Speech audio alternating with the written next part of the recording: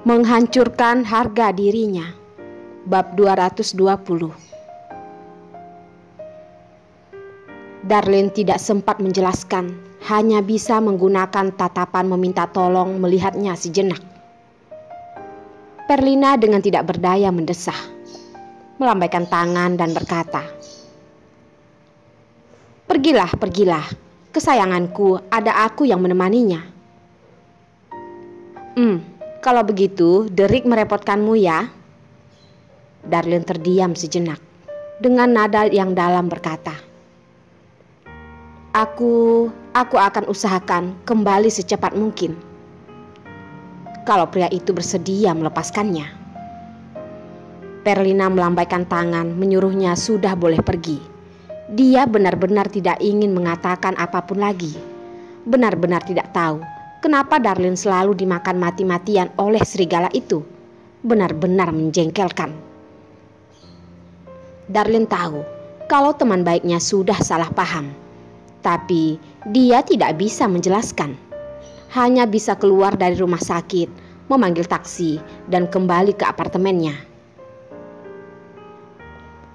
Melihat pintu yang terbuka, rumah kecil yang memberikan kenyamanan padanya itu bagaikan adalah sebuah tempat yang mengerikan, membuatnya tidak ingin mendorong pintu dan masuk ke dalam. Hingga ponsel di tangannya kembali bergetar.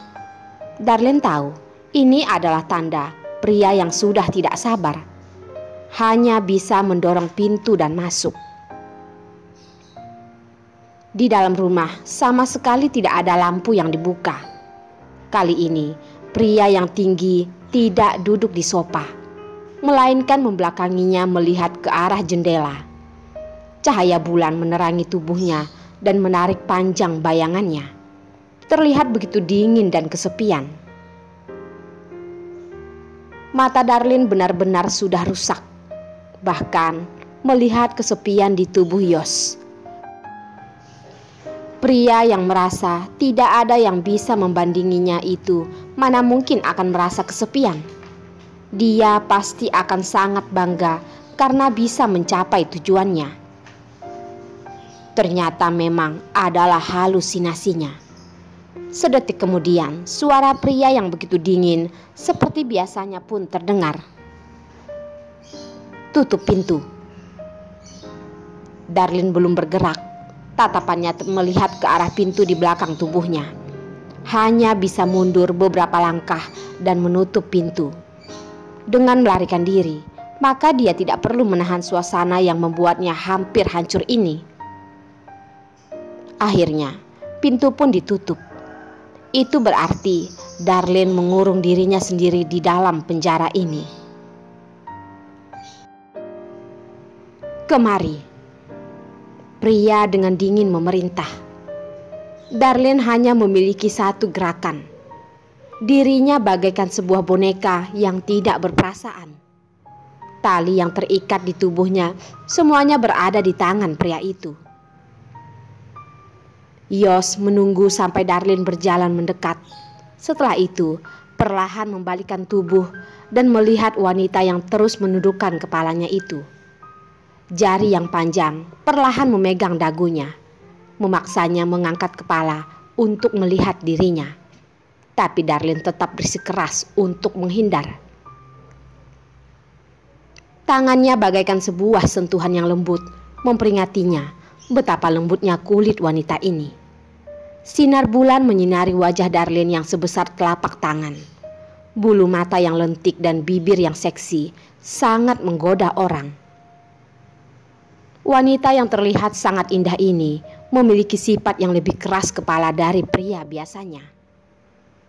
Lebih baik menerima dipermalukan oleh seseorang dan tidak ingin mengatakan dengan jujur padanya.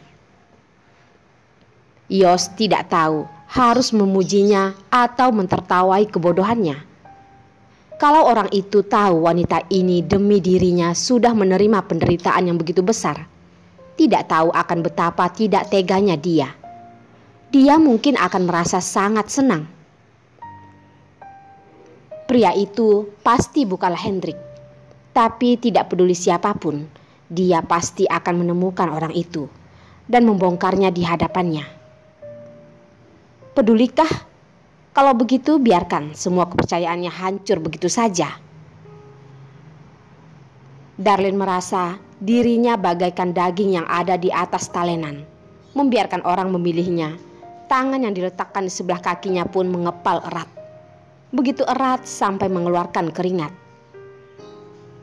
Yos sepertinya sudah cukup menikmati ekspresi kemarahan Darlin dan tidak bisa membantah lagi. Perlahan melepaskan jarinya. Dengan suara yang dingin dan tenang dia berkata, "Lepaskan." Tubuh Darlin bergetar. Dengan tidak percaya melihat pria yang tatapannya jernih dan sama sekali tidak ada nafsu. Dengan wajah yang tenang menyuruhnya melepaskan baju. Dia menganggap dirinya itu apa? Apakah wanita rendahan? Darlin tahu seberapa kejamnya pria di hadapannya ini. Hanya saja dia tidak menduga dia akan dengan wajah tidak berekspresi menginjak harga dirinya dan sama sekali tidak ada reaksi. Yos bukannya tidak melihat tatapan terkejut dan sedih Darlin. Yos memberitahu dirinya untuk tidak melemah. Ini adalah pilihan Darlin sendiri. Dia sudah memberikan kesempatan padanya. "Lepaskan. Jangan biarkan aku mengulang kedua kalinya." Suara Yos terdengar semakin tegas. Bibir Darlin tertutup rapat. Sepasang mata yang indah menatap Yos, seperti ingin menembus tubuh pria itu. Tapi selain tatapan Yos yang dingin, Darlin tidak bisa melihat apapun, tidak bisa menembusnya. Setelah begitu lama, Darlin menunjukkan senyuman menusuk. Tidak tahu sedang mentertawai siapa, atau mentertawai kepalsuan Yos.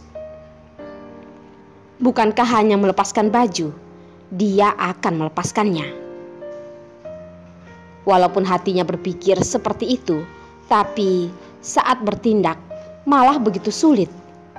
Darlin merasa seluruh tubuhnya sedang bergetar.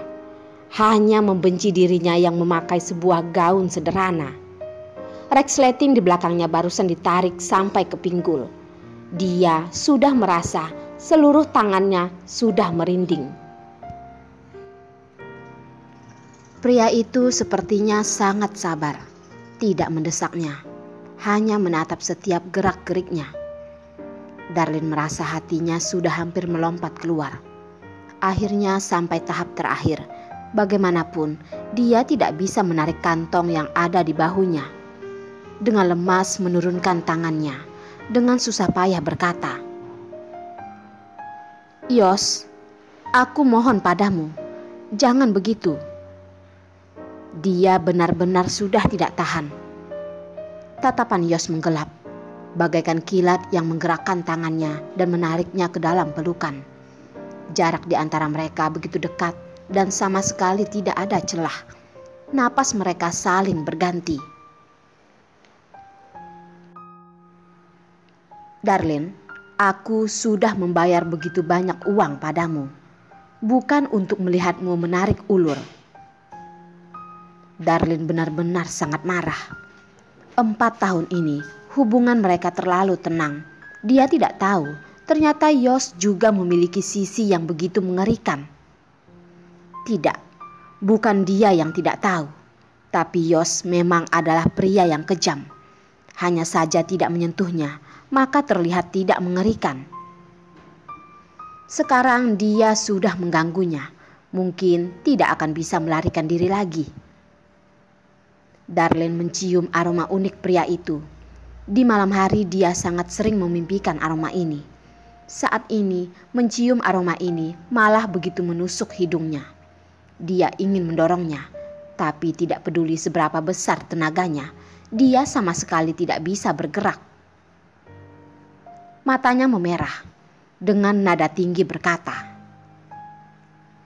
"Yos, aku sudah menyesal. Aku tidak ingin menjadi kekasih gelapmu. Aku juga tidak menerima uangmu. Mengenai 500 juta itu, aku akan mengembalikannya padamu." Darlin buru-buru berkata. Aku akan menulis bukti hutang padamu. Bukankah kamu adalah pengacara? Bukti hutang pasti berlaku di hukum, kan? Bahu Yos tidak melemas dan menariknya semakin dekat. Darlin hanya bisa menjingklekkan kaki berada di dada pria itu. Tapi demi memberikan jarak di antara mereka, dia pun menarik kepalanya ke belakang, melupakan bagian dadanya yang sudah terlihat oleh pria itu. Lampu di ruang tamu tidak dibuka. Bulan malam ini sangatlah terang. Masih bisa dengan jelas melihat dada wanita yang putih. Mata yang cerah pun mulai menggelap. Tetap dengan nada tenang berkata, "Oke, boleh saja menulis bukti hutang." Darlin masih belum sempat merasa senang. Yos memang suka mempermainkan orang.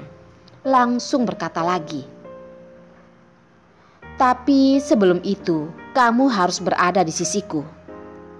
Aku bisa tidak menyentuhmu?"